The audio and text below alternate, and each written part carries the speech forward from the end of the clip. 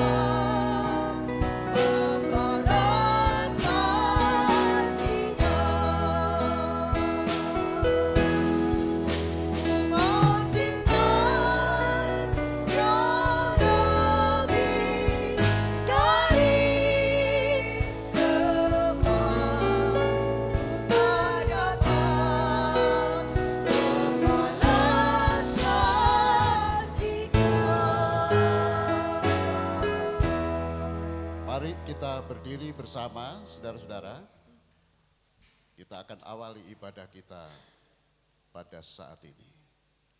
Pertolongan kita adalah dari Tuhan yang menjadikan langit dan bumi beserta segala isinya, yang setia dan tidak pernah meninggalkan pekerjaan tangannya.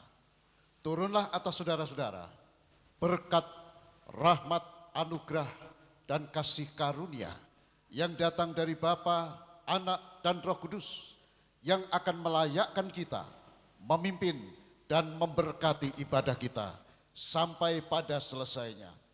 Di dalam nama Tuhan Yesus Kristus, setiap kita yang percaya, katakan bersama-sama, amin. Silakan. Puji Tuhan, Shalom. Bapak Ibu sukacita hari ini, kita akan membaca satu bagian firman Tuhan di dalam Roma 12 ayat yang kedua. Mari kita baca bersama-sama Roma 12 ayat yang kedua. 2, 3. Janganlah kamu menjadi serupa dengan dunia ini, tetapi berubahlah oleh pembaharuan budimu, sehingga kamu dapat membedakan manakah kehendak Allah, apa yang baik, yang berkenan kepada Allah, dan yang sempurna. Siapkan hati kita untuk kita memuji Dia. Dia yang terbesar, Dia yang termulia dan layak disembah.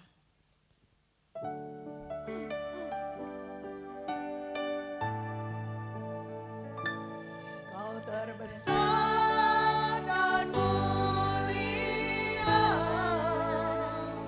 ajaib semua perbuatanmu. Kau terbesar dan mulia,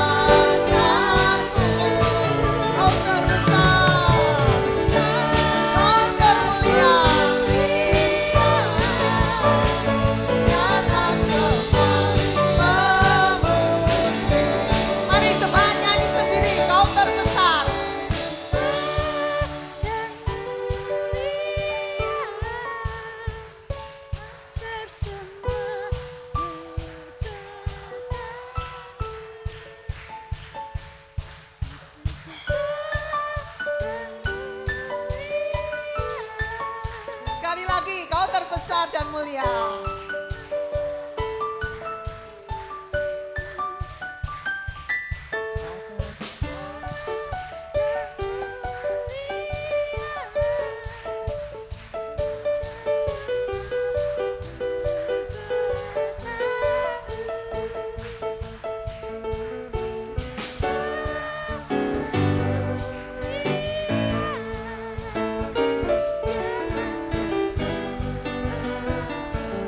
Mari kita menari, kau terbesar.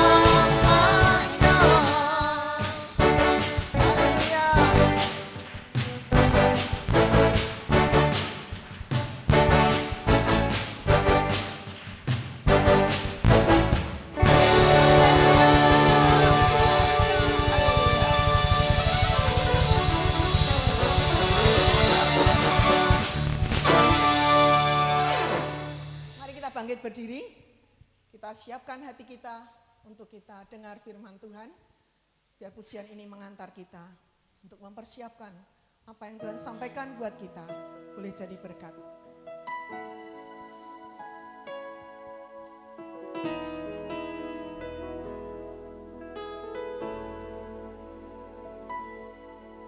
Tuhan, Kau sempurna dalam rencana-Mu dan karya-Mu. Ku serahkan hidupku, murnikan dengan Roh-Mu. Tuhan, Kau sempurna dalam rencana-Mu dan karya-Mu. Ku serahkan hidupku, murnikan dengan Roh-Mu. Hidupku menggenapi firman-Mu, tanda mujizat sertai tiap langkahku. Kau bersamaku di dalamku, jadi bukti kebesaran-Mu. Tuhan, Kau sempurna. Tuhan, Kau sempurna dalam setiap rencana. Rencana-Mu dan karya-Mu. Serahkan hidupku, murnikan dengan Roh-Mu. Hidupku menggenapi firman-Mu, tanda mujizat sertai tiap langkahku. Kau bersamaku di dalamku, jadi bukti kebesaran-Mu. Hidupku menggenapi firman-Mu, tanda mujizat sertai tiap langkahku. Kau bersamaku di dalamku, jadi bukti kebesaran-Mu. Hidupku menggenapi firman-Mu, tanda mujizat sertai tiap langkahku. Kau bersamaku di dalamku, jadi bukti kebesaran-Mu. Hidupku menggenapi firman-Mu, tanda mujizat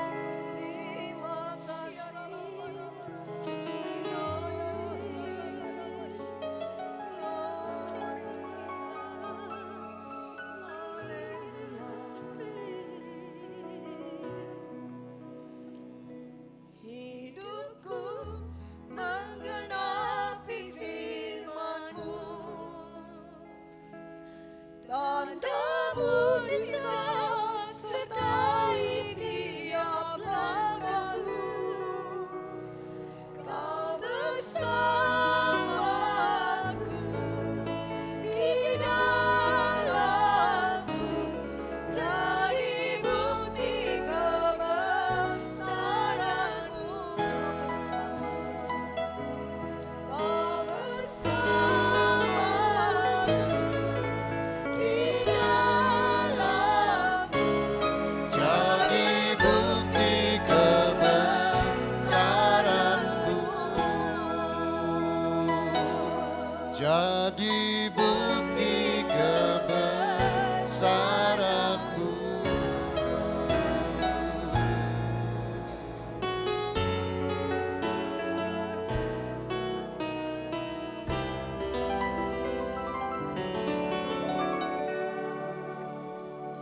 Bapa, kami bersyukur sebab Engkau ada di tengah-tengah kami. Kami bersyukur sebab Engkau adalah tujuan kehadiran kami.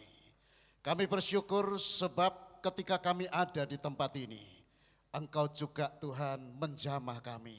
Terima kasih Bapa, terima kasih urapi hamba-Mu supaya ketika firman-Mu disampaikan, maka firman-Mu itu boleh menjadi berkat buat seluruh jemaat-Mu.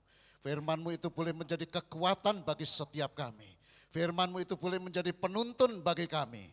Dan firman-Mu itu dapat mengubahkan kehidupan kami. Terima kasih Bapa, di dalam nama Tuhan Yesus Kristus, setiap kita yang percaya. Katakan bersama-sama, amin. Silakan duduk Bapak Ibu.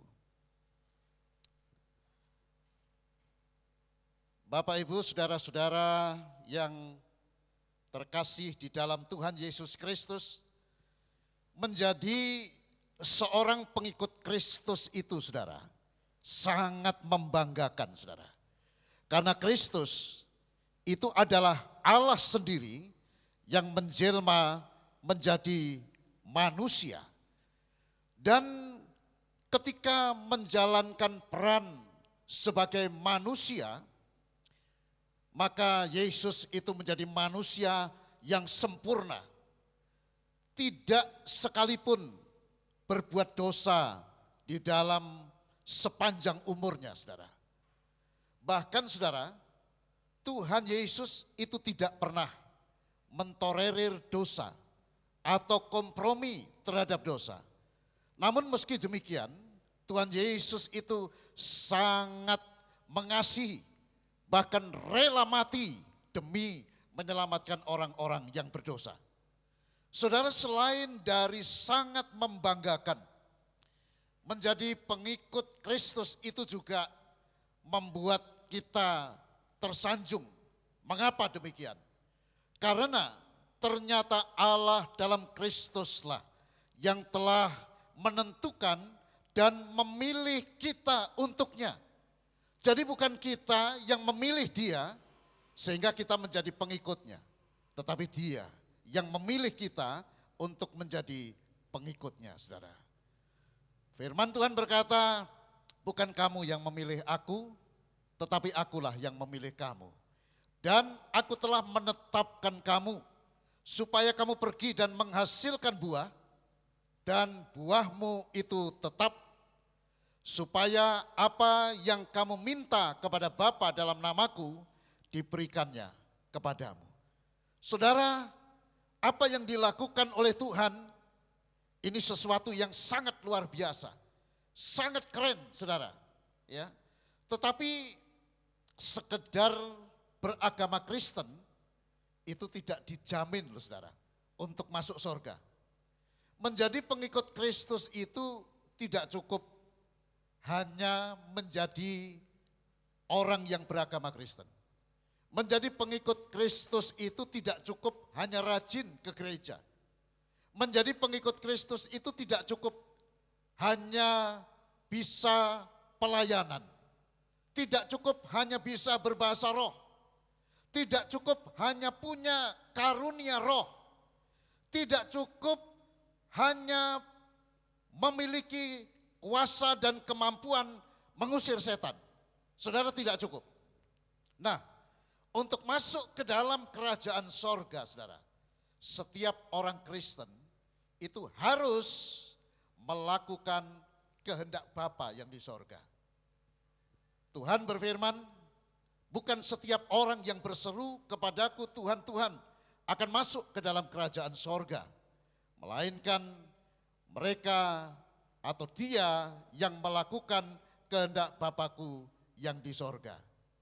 Saudara-saudara, di dalam dunia ini banyak orang yang memiliki konsep atau pengertian yang salah tentang bagaimana mengenal Tuhan.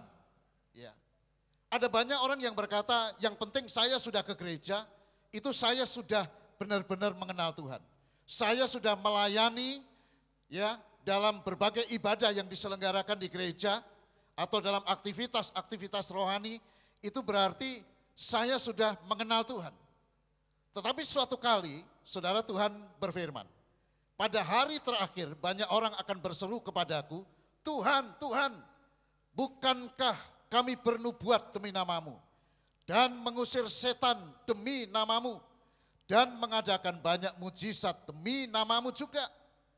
Pada waktu itulah aku akan berterus terang kepada mereka dan berkata, aku tidak pernah mengenal kamu. Enyahlah daripadaku kamu sekalian pembuat kejahatan. Saudara-saudara, sesuatu yang kontradiktif dengan apa yang dipahami sebagian orang. Nah, di dalam melakukan kehendak Bapa, saudara, Yesus Kristus itu sebenarnya adalah merupakan teladan satu-satunya yang paling sempurna. Tidak ada di dunia ini orang yang melakukan kehendak Allah itu seperti Yesus lakukan, saudara. Saudara-saudara, kebutuhan paling utama dari semua kebutuhan utama manusia demi kelangsungan hidupnya itu adalah makan. Mungkin orang berkata, saya tidak punya apa-apa Pak, tapi yang penting saya bisa makan, itu cukup. Saya mungkin tidak pinter Pak, tapi yang penting saya bisa cari makan, itu sudah cukup. Jadi kita lihat apa yang dikatakan orang bahwa makanan itu adalah kebutuhan yang paling utama dari berbagai kebutuhan utama lainnya, saudara. Tetapi apa yang dikatakan oleh Yesus? Tuhan Yesus menyinggung persoalan makanan ini yang menjadi kebutuhan utama semua makhluk hidup. Dia berkata, makananku ialah melakukan kehendak Allah dan menyelesaikan pekerjaannya. Saudara, ini artinya apa? Artinya adalah melakukan kehendak Allah bagi Yesus itu diposisikan sebagai yang paling utama dari segala yang dicari dan diinginkan orang. Itu sebabnya Paulus berkata, hendaklah kamu dalam hidupmu bersama menaruh pikiran dan perasaan yang terdapat dalam Kristus Yesus, yang walaupun dalam rupa Allah tidak menganggap kesetaraan dengan Allah itu sebagai milik yang harus dipertahankan, melainkan telah mengosongkan dirinya sendiri dan mengambil rupa seorang hamba dan menjadi sama dengan manusia, dan dalam keadaannya sebagai manusia ia telah merendahkan dirinya dan taat sampai mati, bahkan sampai mati di atas kayu salib. Nah, Bapak Ibu saudara-saudara yang terkasih, kalau keselamatan itu adalah kasih karunia dalam Kristus Yesus, mengapa orang Kristen masih harus melakukan kehendak Allah? Saudara-saudara, bukankah firman Tuhan di dalam Efesus pasal yang kedua, ayat yang ke-8 dan 9 itu dituliskan, sebab karena kasih karunia kamu diselamatkan oleh iman. Itu bukan hasil usahamu, tetapi pemberian Allah. Itu bukan hasil pekerjaanmu, jangan ada orang yang memegahkan diri. Nah, Bapak Ibu saudara-saudara yang terkasih di dalam Tuhan Yesus Kristus, keselamatan dalam konsep Kristen itu memang benar adalah kasih karunia Allah. Keselamatan yang telah dikaruniakan kepada kita itu bukanlah hasil usaha kita, bukan juga hasil pekerjaan kita. Itu adalah merupakan pemberian cuma-cuma dari Allah kepada manusia, saudara. Tetapi kita juga perlu tahu bahwa kasih karunia yang diberikan oleh Allah kepada manusia itu baru akan sampai kepada yang bersangkutan hanya jika manusia tersebut merespons atau menanggapi dengan cara beriman kepada Tuhan Yesus Kristus. Itu sebabnya kenapa suatu kali ketika dua rasul yang dipenjara itu ditanya oleh kepala penjara, "Tuan-tuan, apakah yang harus kami perbuat supaya aku selamat?" Maka rasul-rasul itu menjawab, "Percayalah kepada Tuhan Yesus Kristus. Percayalah kepada Tuhan Yesus Kristus, maka engkau akan selamat, engkau dan seisi rumahmu."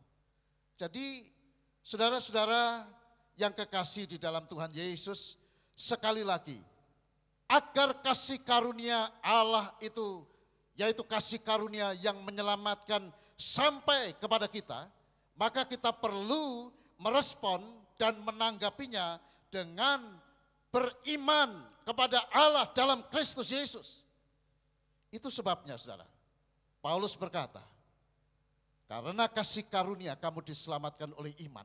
Itu bukan hasil usahamu, tetapi pemberian Allah. Itu bukan hasil pekerjaanmu, maka jangan ada orang yang memegahkan diri. Nah, tetapi iman yang dimaksudkan dalam ayat ini, saudara, itu bukanlah iman atau percaya yang asal-asalan, bukan. Lalu apa sebetulnya yang dimaksudkan dengan iman di sini? Rasul Yakobus itu mengingatkan, engkau percaya bahwa hanya ada satu Allah saja, itu baik. Tetapi setan-setan pun juga percaya akan hal itu dan mereka gemetar. Hai manusia, maukah engkau mengakui sekarang bahwa iman tanpa perbuatan adalah iman yang kosong? Saudara-saudara, artinya apa? Kalau dikatakan bahwa iman yang menyelamatkan itu adalah iman sebagaimana yang dikatakan oleh firman Tuhan ini, maka sebetulnya iman yang dimaksudkan ini iman yang bagaimana? Sekali lagi, bukan asal-asalan iman, bukan asal-asalan percaya, saudara. Pengertian iman, saudara, di dalam kitab Perjanjian Baru ini meliputi 4 unsur penting, 4 unsur utama. Yang pertama, iman itu berarti percaya dengan sepenuh hati. Percaya dengan sepenuh hati dalam pengertian percaya terhadap apa? Percaya bahwa Yesus Kristus yang telah mati di salib dan yang telah bangkit itu adalah Tuhan dan juru selamat pribadi kita. Kalau kita beriman, kita percaya dengan sepenuh hati bahwa Yesus Kristus telah mati dan bangkit bagi kita, dan dia adalah juru selamat satu-satunya dalam kehidupan pribadi kita, maka dikatakan bahwa iman itu adalah iman yang hidup, saudara. Nah, penulis Ibrani berkata, karena itu marilah kita menghadap Allah dengan hati nurani yang tulus ikhlas dan keyakinan iman yang teguh. Dalam menghadap Allah itu bukan hanya diperlukan kehadiran kita secara fisik, tapi perlu melibatkan iman dan keyakinan kita. Supaya ketika kita menghadap Allah dalam Kristus, maka kita sungguh-sungguh diperkenan. Inilah nanti yang akan membedakan antara yang berkenan atau yang tidak berkenan ketika datang kepada Tuhan, itu letaknya ada di sini. Yang kedua, saudara, iman yang menyelamatkan itu meliputi iman yang membawa manusia kepada pertobatan, saudara. Jadi kalau orang berkata, Pak, saya ini punya iman. Atau dia berkata pada Tuhan, Tuhan, saya ini punya iman. Tetapi saudara-saudara, ya, hidupnya masih suka berbuat dosa. Tidak pernah mau berhenti melakukan kejahatan. Ya. Apa yang dia katakan selalu bertentangan dengan apa yang Tuhan mau. Apa yang dia pikirkan, segala sesuatu yang tidak sesuai dengan apa yang diinginkan Tuhan. Maka saudara-saudaraku yang kekasih, pada dasarnya kalau kita memperhatikan ini, maka sesungguhnya iman yang menyelamatkan itu tidak ada pada diri kita atau dalam posisi kosong, saudara. Karena apa? Tidak ada pertobatan di dalamnya. Nah, di dalam Kisah Rasul pasal 17 ayat yang ke-30 ditulis, dengan tidak memandang lagi zaman kebodohan, maka sekarang Allah memberitakan kepada manusia bahwa di mana-mana semua orang harus bertobat. Saudara, hari-hari ini adalah hari-hari yang sangat penting buat kita. Sudah jauh dari ribuan tahun yang lalu sudah disampaikan kepada kita, kepada manusia, bahwa kedatangan Tuhan itu sudah dekat. Lebih-lebih pada saat sekarang di mana kita hidup.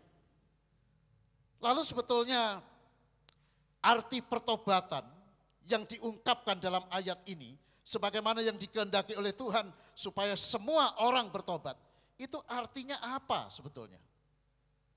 Kalau kita berbicara dengan teman-teman kita, saudara, di sekitar lingkungan kita atau tempat kerja kita, mungkin dari antara mereka ada yang berkata, saya ini sekarang sudah bertobat. Wah, dulu saya ini jahatnya luar biasa.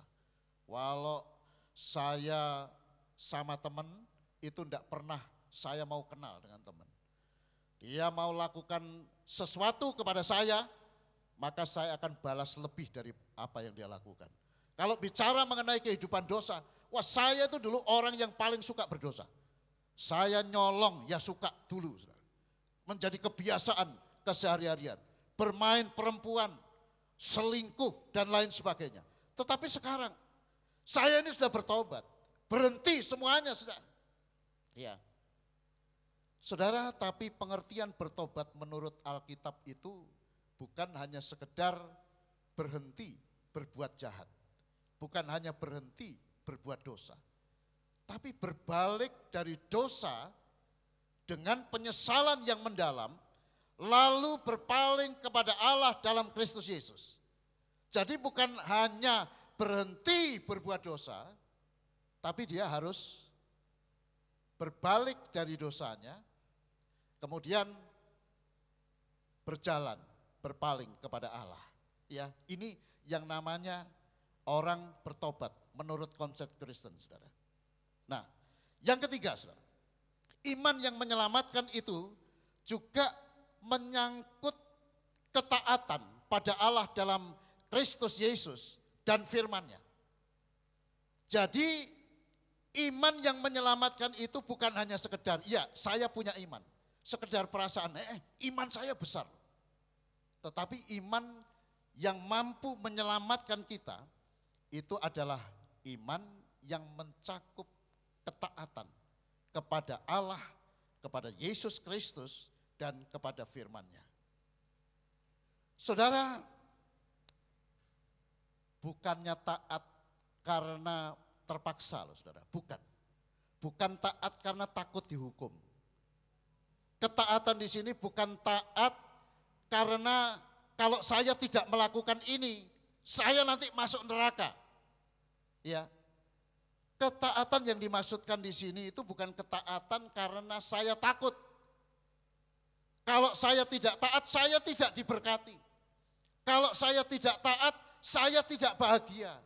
Kalau saya tidak taat, usaha saya nanti bisa bangkrut. Tetapi sekali lagi, taat yang dimaksudkan di sini bukan taat yang seperti itu. Tetapi taat yang dimaksudkan dalam ayat ini itu adalah taat karena rasa syukur. Oleh karena apa? Tuhan telah menyelamatkan saya berdasarkan kasih karunia-Nya. Selain daripada itu, ketaatan yang dimaksudkan selain taat karena rasa syukur, juga karena karya Roh Kudus yang terus menerus bekerja memperbarui dan menolong kita dan menjadi jaminan bagi kita untuk kita bisa meraih keselamatan yang telah diberikan oleh Tuhan kepada kita. Nah, itulah saudara, ketaatan kepada Allah dalam Kristus yang bersumber dari iman, saudara. Nah, dalam konsep Kristen, iman dan ketaatan itu adalah ibarat dua sisi mata uang. Ya, artinya apa? Tidak mungkin dapat dipisahkan satu dengan yang lain.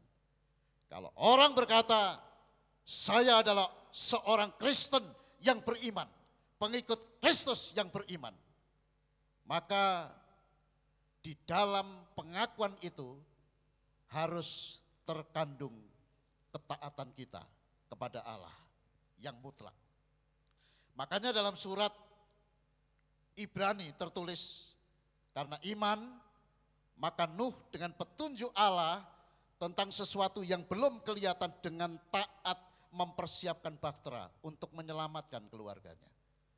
Saudara, pada waktu Allah memerintahkan kepada Nuh untuk membuat bahtera, saudara tahu itu dilakukan atau diperintahkan bukan pada saat Nuh itu berada di pantai, bukan saudara. Tetapi perintah yang disampaikan kepada Nuh pada saat itu adalah membuat perahu di atas gunung. Saudara bisa bayangkan, logis enggak perintah ini? Kayaknya enggak masuk akal. Dipikirkan ini buat apa? Tetapi karena Nuh itu seorang yang beriman, maka dia adalah seorang yang taat. Jadi sekali lagi, iman dan ketaatan itu tidak bisa dipisahkan. Orang tidak bisa hidup dalam iman tetapi tidak taat kepada Tuhan dan kepada firman-Nya. Demikian juga dalam Alkitab dicatat, karena iman Abraham taat ketika ia dipanggil untuk berangkat ke negeri yang akan diterimanya menjadi milik pusakanya. Lalu ia berangkat dengan tidak mengetahui tempat yang ia tuju. Saudara, perintah Allah kalau kita perhatikan pada bagian ini juga kayaknya aneh ya zaman sekarang ini. Logikanya kayak apa? Abraham dipanggil untuk keluar dari negerinya. Ya, tapi ini mau kemana? Ya, dia tidak tahu mau kemana. Tetapi karena ini adalah merupakan perintah Tuhan, ini adalah kehendak Allah, maka karena dia seorang yang beriman, maka dia taat terhadap apa yang diperintahkan oleh Allah, terhadap kehendak Allah. Jadi kita lihat sekali lagi, iman itu mencakup ketaatan. Yang keempat, saudara, iman yang menyelamatkan itu juga meliputi pengabdian yang sepenuh hati kepada Yesus Kristus. Bukan hanya sekedar kelihatannya mengabdi, tapi sebetulnya tidak. Ya, kelihatannya mengabdi, tapi secara fisik aja mengabdinya. Ya, tapi tidak melibatkan hati. Tetapi di sini pengabdian yang sesungguhnya, ya, yang adalah merupakan perwujudan dari iman yang menyelamatkan, itu adalah pengabdian yang sepenuh hati, tanpa rasa terpaksa, tetapi dilakukan pengabdian itu dengan tulus, dengan ikhlas, tanpa pamrih. Itu yang dinamakan dengan pengabdian yang sepenuh hati. Dan pengabdian yang seperti ini, saudara, atau pengabdian yang sepenuh hati ini akan terungkap dalam kepercayaan atau dalam mengejawantahkan kepercayaan kita kepada Tuhan. Juga terungkap di dalam kasih kita kepada orang-orang yang berada di sekitar kita. Ya, iman yang menyelamatkan, ya, yaitu iman yang membuat kasih kita itu nyata kepada orang-orang yang berada di sekitar kita. Dan Bapak Ibu Saudara-saudara, iman yang menyelamatkan itu menjadikan diri kita itu sebagai seorang yang sungguh-sungguh, yang benar-benar dalam pengabdian kita. Sehingga akan kelihatan pengorbanannya itu kayak apa. Bukan hanya dilihat dari luar, tapi memang ini bersumber dari dalam. Ya, memiliki pengabdian yang sungguh-sungguh. Kesetiaannya kepada Tuhan ini kayak apa? Ya, bukan karena sungkan. Wah, kalau saya tidak lakukan ini, saya tidak lakukan ini, nanti saya sungkan. Ya, nah, bukan karena itu. Iman kepada Kristus ini membawa setiap orang itu masuk ke dalam suatu hubungan yang baru dengan Allah. Ya, membuat orang-orang itu mati terhadap dosa. Artinya kalau kita sudah memiliki kehidupan atau hubungan yang baru dengan Allah, maka kita tidak lagi mau berbuat dosa. Karena kita telah mati terhadap dosa. Dan membuat Roh Kudus itu berkenan, berdiam di dalam kita. Nah, saudara-saudara, lalu hubungannya melakukan kehendak Allah dengan kasih karunia itu di mana? Di dalam kitab Perjanjian Lama, Allah itu menyatakan dirinya sebagai Allah kasih karunia dan kemurahan. Bukan karena umatnya itu didapati dan dipandang layak menerima kasih karunia, bukan. Bukan karena kita ini sudah menjadi orang yang cakap dalam soal-soal rohani, ya sudah pintar berdoa, sudah pintar memahami firman Allah, bukan karena itu. Ya, bukan juga karena kita ini sudah menjadi orang saleh yang selalu melakukan firman Allah dalam hidup kita, bukan, saudara. Melainkan karena kemauan Allah sendiri, sehingga Dia mengaruniakan kasih karunia yang menyelamatkan kepada kita. Dan berdasarkan pada perjanjian Allah yang dibuat antara Allah dengan Abraham, Ishak dan Yakub. Ya. Sedangkan dalam PB, ya, kasih karunia itu lebih mengunjuk pada kehadiran dan kasih Allah dalam Kristus yang diberikan kepada orang percaya melalui Roh Kudus. Jadi ini yang disebut kasih karunia di dalam perjanjian baru itu sekali lagi adalah kehadiran Allah yang selalu ada dalam hidup kita. Dan kasih Allah yang selalu melingkupi hidup kita. Nah, dalam kasih karunia inilah saudara-saudara, maka Allah itu memberikan kemurahan kepada kita. Sehingga kita ini menjadi orang yang sangat beruntung.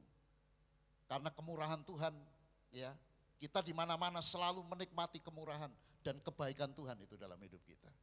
Nah, di dalam kasih karunia ini juga Allah memberikan pengampunan kepada kita.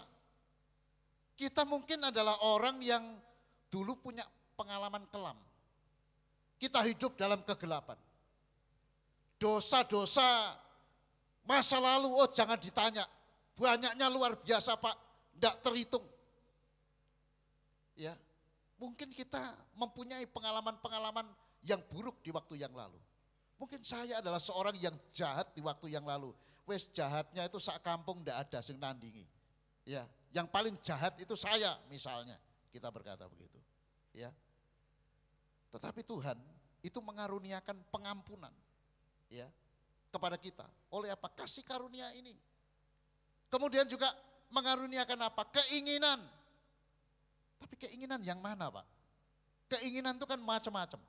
Kita semua ini ya punya keinginan. Tapi kadang-kadang keinginan kita itu merupakan keinginan yang bertentangan dengan apa yang Tuhan mau. Yang tidak bersesuaian dengan apa yang Tuhan mau. Nah, kalau Tuhan memberikan kasih karunia kepada kita, ya. Nah, di dalam kasih karunia ini, maka Allah itu memberikan keinginan kepada kita yang sesuai dengan keinginannya. Serta memberikan kuasa kepada orang-orang percaya untuk apa? Melakukan kehendak Allah. Ya. Nah, Bapak Ibu saudara-saudara yang terkasih di dalam Tuhan Yesus, coba kita bandingkan dengan Filipi pasal 2 ayat 13. Firman Tuhan berkata, karena Allah lah yang mengerjakan di dalam kamu baik kemauan maupun pekerjaan menurut kerelaannya. Nah, oleh kasih karunia Allah kita di dalam Kristus Yesus itulah, maka orang-orang percaya dengan pertolongan Roh Kudus melakukan kehendak Allah. Jadi dari sini ternyata melakukan kehendak Allah dengan kasih karunia dalam hubungannya dengan keselamatan yang akan kita nikmati itu tidak bertentangan, saudara. Ya, tapi ini justru bersesuaian. Oleh kasih karunia Allah lah, maka kita memiliki kesanggupan dan kemampuan untuk kita melakukan kehendak Allah oleh pimpinan Roh Kudus. Kita tundukkan kepala kita nyanyikan sebuah nyanyian.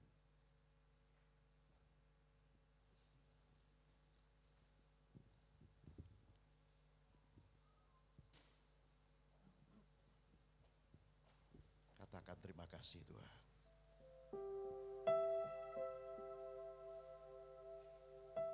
Terima kasih Tuhan. Mulai katakan terima kasih Tuhan. Sebab oleh karena Engkau kami dilayakkan untuk menerima kasih karunia.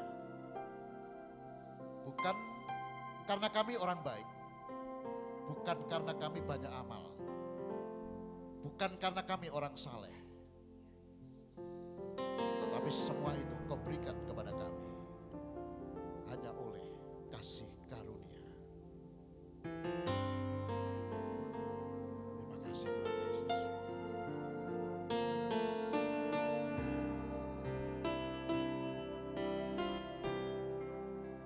Kuasa-Mu terlebih besar, Tuhanku terlebih besar,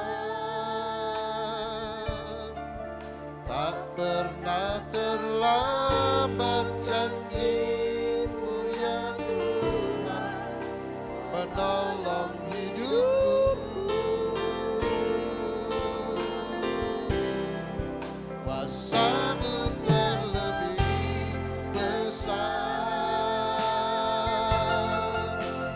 Tuhanku terlebih besar, tak pernah terlambat janji-Mu ya Tuhan, pulihkan hidupku.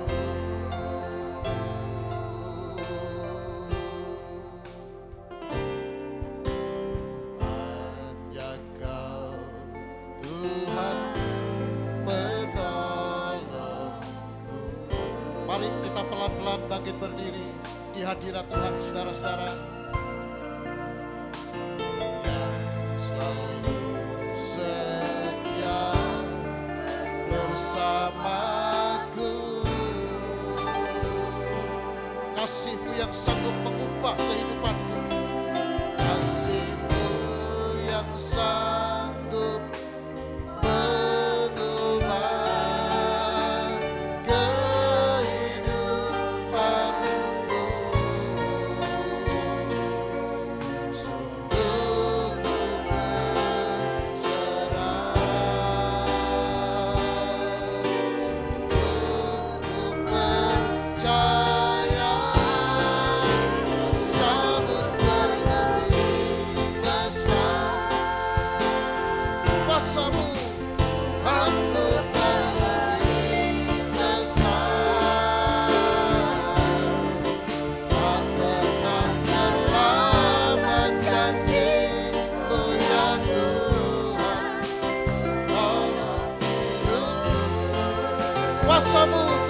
besar. Kuasamu terlebih besar. Tuhanku terlebih besar. Aku terlebih besar. Mari saudara nikmati jamaah Tuhan.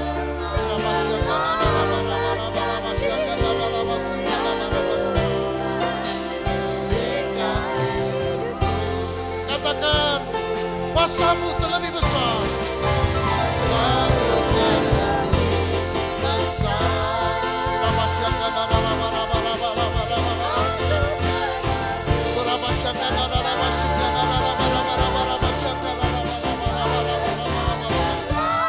Oh Tuhan, tak pernah terlambat.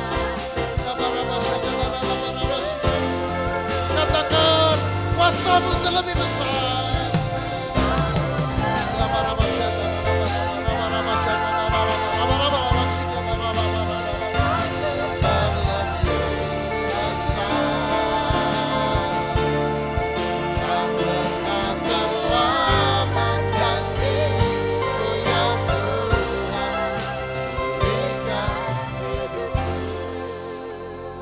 Saudara, mungkin saudara dalam beberapa minggu ini, saudara berpikir, Pak, bagaimana bisa melakukan apa yang Tuhan kehendaki? Sedangkan saya masih jauh. Saya ini orang lemah, Pak. Saya manusia biasa. Apa mungkin saya bisa melakukan apa yang menjadi kehendak Tuhan? Melakukan semua kehendak Tuhan, bagaimana mungkin? Saudara-saudara, hal itu memang tidak mungkin. Tidak mungkin. Tetapi ada yang membuat kita menjadi mungkin. Ada Tuhan yang selalu hadir untuk kita. Ada Tuhan yang selalu ada untuk kita. Kasih karunia-Nya dianugerahkan buat saya dan saudara. Roh Kudus-Nya diberikannya kepada kita untuk menjadi roh penolong bagi kita. Itulah yang akan memampukan kita, menyanggupkan kita. Asal kita mau percaya, asal kita beriman kepadanya, bukan asal-asalan beriman, bukan asal-asalan percaya, tapi kita memiliki iman yang menyelamatkan. Maka hal itu akan terjadi. Sekarang nyanyikan nyanyian ini, bukan hanya sekedar menyanyi, tapi nyanyikan dengan penuh iman, nyanyikan dengan penuh percaya, penuh keyakinan bahwa saudara sanggup melakukan semuanya. Oleh karena Tuhan menolong kita, ada Roh Kudus yang menolong kita. Kuasa-Mu terlebih besar, Tuhanku terlebih besar. Tak pernah terlambat janji-Mu ya Tuhan, menolong hidupku. Janjikan dengan penuh iman. Kuasa-Mu terlebih besar, Tuhanku terlebih besar. Tak pernah terlambat janji-Mu ya Tuhan, pulihkan hidupku. Sekali lagi saudara, sekali lagi dengan lembut. Musik juga mengiringi dengan lembut. Kuasa-Mu terlebih besar. Saudara boleh memejamkan mata. Tutup mata saudara. Tapi buka mata hati saudara untuk melihat Tuhan yang saat ini sangat dekat dengan Anda. Katakan setiap syair dari pujian ini dengan penuh iman.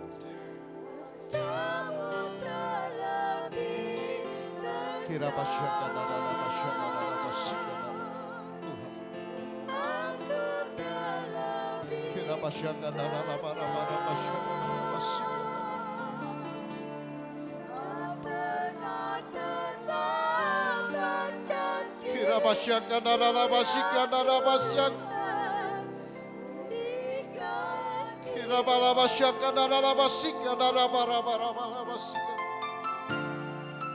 Tak pernah terlambat janji-Mu ya Tuhan, pulihkan hidupku. Tak pernah terlambat, tak pernah terlambat janji-Mu ya Tuhan, pulihkan hidupku. Saya undang Bapak Pendeta Harun Junaidi akan berdoa untuk kita. Terima kasih. Kami bersyukur untuk segala kasih karunia yang Tuhan berikan buat kehidupan kami, sehingga kami diselamatkan karena kami merespon. Tuhan ajari kami untuk bisa melakukan kehendak-Mu oleh karena pertolongan firman Allah dan Roh Kudus. Terima kasih Tuhan untuk tuntunan-Mu dan pengajaran-Mu atas kami. Sekali lagi berkati hamba-Mu yang sudah melayani firman Tuhan. Biarlah Engkau urapi dan pakai lebih lagi dalam pelayanannya. Biarlah benih firman Tuhan yang sudah ditaburkan boleh bertumbuh dan berbuah-buah dalam kehidupan kami sebagai orang-orang yang mengasihi dan percaya kepada Tuhan. Kami bersyukur di dalam nama Tuhan Yesus Kristus. Haleluya. Amin. Terima kasih. Silakan Bapak Ibu duduk kembali dalam hadirat Tuhan. Nah, Bapak Ibu sebelum kita akhiri ibadah kita, saya akan membacakan warta gereja untuk Bapak Ibu. Minggu depan, yaitu Minggu tanggal 29 November 2020, ibadah kita akan dilayani oleh Bapak Pendeta Emeritus Andreas Gunawan. Nah, oleh karena itu, Bapak Ibu silakan hadir dalam ibadah minggu depan, baik ibadah raya 1, 2 maupun 3. Persembahan, saudara. Bapak Ibu yang ingin memberikan persembahan, Bapak Ibu bisa mengambil amplop yang ada di tiap-tiap bangku, kemudian silakan diisi, dan pada waktu nanti Bapak Ibu pulang keluar dari ruangan ini, ada kotak persembahan yang disiapkan di pintu keluar. Silakan Bapak Ibu masukkan di sana. Ibadah online Giatama, saudara, itu bisa Bapak Ibu ikuti. Bapak Ibu bisa buka di YouTube Giatama, ya. Nanti bisa dilihat di sana, langsung muncul, ya. Kemudian saudara-saudara, kami juga mengajak seluruh jemaat untuk bergabung dalam persekutuan doa online. Bapak Ibu bisa bergabung, mungkin hari-hari ini kita masih belum ada persekutuan-persekutuan seperti pada waktu belum ada COVID, saudara, ya, belum ada COVID-19. Nah, saat ini Bapak Ibu diberi kesempatan untuk bisa bergabung, ya, dalam persekutuan doa online. Diadakan setiap hari Rabu pada pukul 18.30, ya. Silakan bergabung, kami menanti Bapak Ibu semua. Yang terakhir saya akan bacakan beberapa jemaat yang berulang tahun dalam minggu ini. Yang pertama adalah Saudara Wi Sevilla Celina, ya, berulang tahun pada tanggal 15 November. Kemudian yang kedua adalah Bapak Sugianto, berulang tahun pada tanggal 20 November. Dan yang ketiga adalah Bapak Tikno Susatyo, berulang tahun pada tanggal 20 November juga. Baik, inilah warta gereja yang dapat saya sampaikan. Mari kita berdiri bersama, kita akan akhiri ibadah kita. Kita sama-sama naikkan, kami memuji kebesaran-Mu.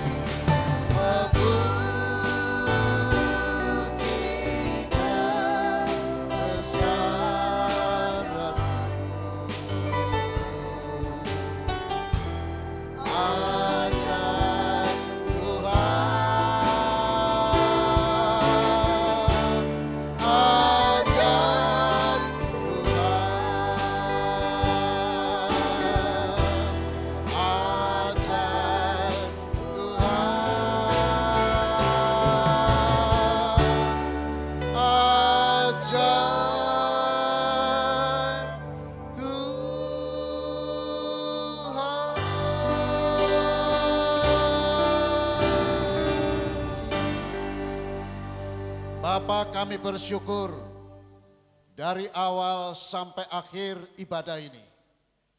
Kami berada dalam pimpinan berkat dan perkenanan Tuhan. Hamba-Mu menyerahkan seluruh jemaat-Mu Tuhan. Kiranya kasih karunia Tuhan melingkupi kehidupan mereka semua. Mulai dari yang tertua sampai kepada yang termuda. Engkau akan memberkati mereka. Engkau akan melindungi mereka. Jauhkan dari segala mara petaka dan mala bahaya. Tuhan, kami percaya perlindungan-Mu itu melebihi segala-galanya. Bahkan jauhkan Tuhan virus COVID-19 dari seluruh jemaat-Mu Tuhan. Terima kasih Bapa, terima kasih Bapa. Engkau juga kiranya terus Tuhan menganugerahi mereka dengan kedamaian, ketentraman di dalam kehidupan dan rumah tangga, serta memberkati pekerjaan mereka. Bapak, kami juga doakan untuk bangsa kami Indonesia. Kami menyerahkan negeri ini ke dalam tangan-Mu Tuhan. Kami menyerahkan para pemimpin kami. Kami menyerahkan seluruh rakyat Indonesia. Kami menyerahkan aparat keamanan. Tuhan, kami semua sangat membutuhkan Engkau. Oleh karena itu silakan Engkau campur tangan untuk membuat bangsa ini menjadi bangsa yang tentram, menjadi bangsa yang aman, menjadi bangsa yang nyaman. Ada kerukunan yang ada di dalamnya antar sesama warga bangsa. Kasih karunia-Mu Tuhan melingkupi bangsa kami, memberkati bangsa kami, sehingga bangsa kami akan menjadi bangsa yang memuliakan Engkau. Terima kasih Bapak. Kami doakan juga untuk saudara-saudara kami yang berulang tahun. Tuhan, kami percaya kalau Engkau sudah menambahkan 1 tahun ketiga saudara kami percaya Tuhan, Engkau punya rencana besar dalam hidup mereka. Kiranya mereka menjadi anak-anak Tuhan yang semakin cinta Tuhan. Menjadi anak-anak Tuhan yang semakin berbakti kepada Tuhan. Dan kiranya Engkau menjadikan mereka Tuhan orang-orang yang semakin luar biasa di dalam kerajaan Allah. Berkat-Mu melimpah atas kehidupan mereka semua. Terima kasih Bapak. Sekarang Bapak Ibu Saudara yang kekasih, jika sebentar Bapak Ibu dan Saudara akan pulang, pulanglah dengan damai sejahtera. Pulanglah dengan sukacita dan pulanglah dengan penyertaan Tuhan. Sebab Bapa, Putra dan Roh Kudus berfirman, Tuhan memberkati engkau dan melindungi engkau. Tuhan menyinari engkau dengan wajahnya dan memberi engkau kasih karunia. Tuhan menghadapkan wajahnya kepadamu dan memberikan damai sejahtera. Di dalam nama Tuhan Yesus, setiap kita yang percaya, katakan bersama-sama, amin. Selamat pulang, Tuhan memberkati saudara.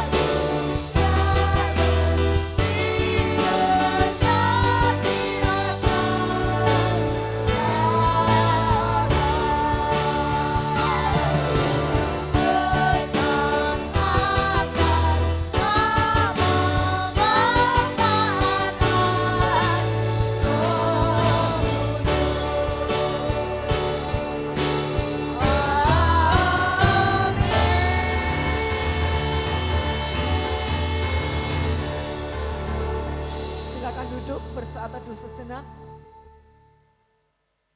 Selamat pulang, Tuhan memberkati.